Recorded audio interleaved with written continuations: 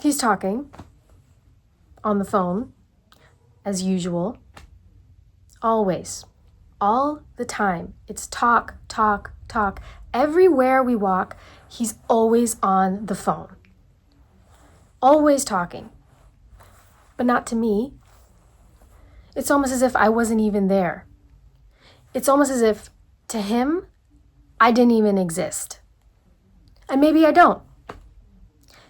Every once in a while, he let me know that he was even aware that I was there. But it's just him and that damn phone. And let me tell you, it can get really lonely sometimes. But I've gotten used to it, kind of. I mean, it's just the way it is. And I know what it looks like. Someone like me with someone like him. The minute I met him, I knew exactly what I was getting myself into. But I was impressed. He's a big man, he's important, and people looked up to him. And there certainly wasn't many men like him when I was growing up. It was just Mama and me. And Mom, she would hardly ever talk. She just drank and sat and stared at the TV. So now I'm with him and his phone. But I guess the membership has its privileges. There's perks, you know. I live a very comfortable life. So we're sitting there at this very nice, beautiful restaurant, extensive menu, expert service, and he's still on the phone. The truth is, I could kill him right now.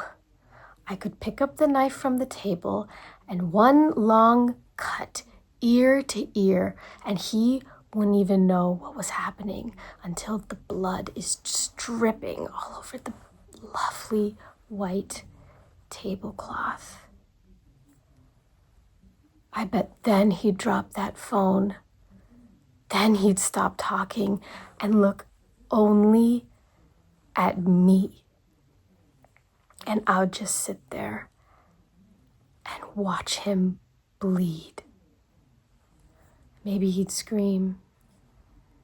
Maybe he'd gurgle. But he'd be looking at me, wouldn't he? I'd be the last thing he ever saw.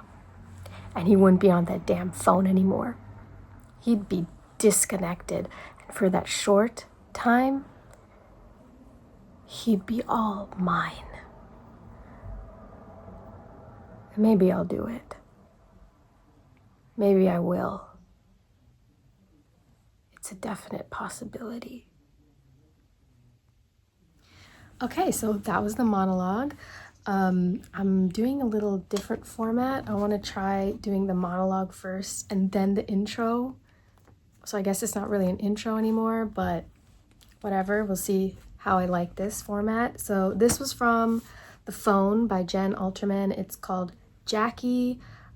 Basically, it's about Jackie, who's a young woman. She's talking about why she got into a relationship with a man who always happens to be on his phone. So I like this one because of her, what'd you call, derailment at the end, that she kind of goes crazy and wants to kill him. And I also can relate to Jackie because I hate it when people are on their phone when I'm trying to have a conversation with them.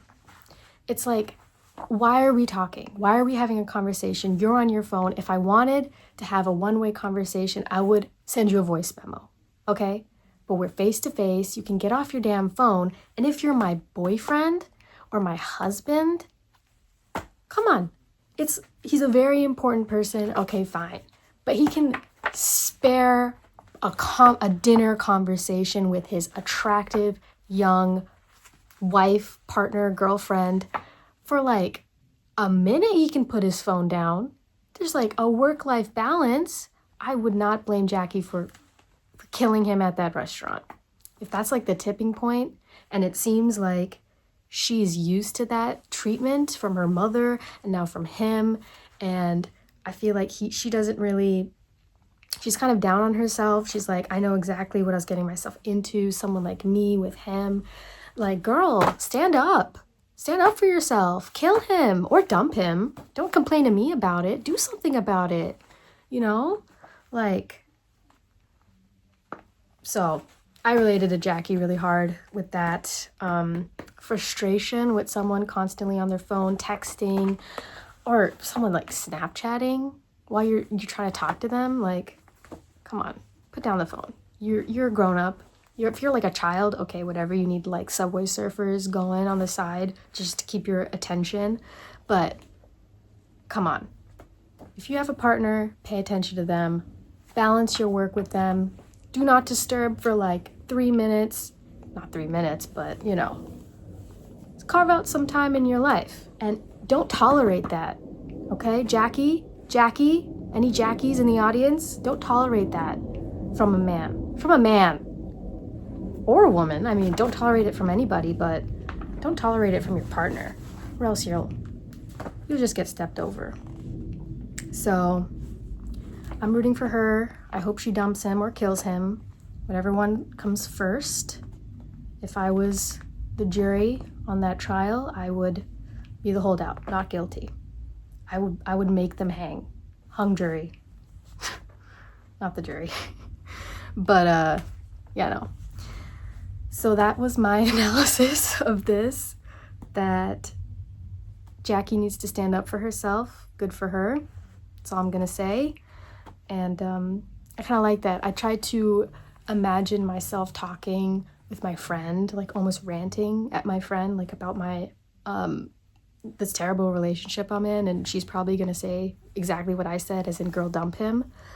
But yeah, I just, getting into that mindset of who I'm talking to, basically, in this conversation. They don't really say who she's talking to, so I was trying to kind of talk to the camera as less, you're my friend that I'm ranting to, as opposed to like another person over here like I did for the previous monologue. So I'm just trying out new things and seeing what sticks, I guess, and what I like, and I really like doing this one. This was fun. So any feedback, let me know, I guess. And I'll try not to do something death related. This is 2 in a row that someone is dying. I guess the funeral one, they're already dead, but it's still kind of death related. So yeah, I'll try another one next time, and I'll talk to you later. Bye.